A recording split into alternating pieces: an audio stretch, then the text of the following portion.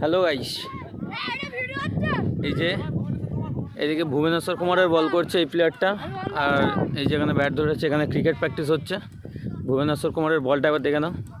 চলো ডেলিভারিটা দেখো, গুড ডেলিভারি, কিন্তু 6 মেরে 6 হলো না, ক্যাচ হয়ে গেল। যাই হোক, সেদিকে বাচ্চাদের প্র্যাকটিস হচ্ছে, আর এদিকে বড়রা, এরা প্রতিদিন বুট প্যাট করে প্র্যাকটিস করে। আজকে ওয়েদারটা এত সুন্দর তাই আনলো না কিছু।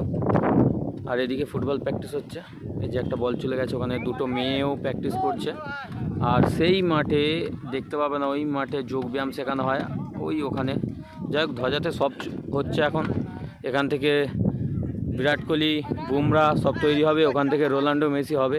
কেউ যদি প্লেয়ার হতে চাও তো ধ্বজার মাঠে খেলা শিখতে চলে এসো। আর আজকের ওয়েদারটা দেখো জাস্ট, আজকে আরসিবির খেলা আছে না, ওয়েদারটা এরকমই হবে, কারণ ওয়েদারও চায় না আরসিবি ট্রফি পাক। তা যাই হোক, আমাদের ট্রফির দরকার নেই, আমরা এমনিতেই ঠিক আছি।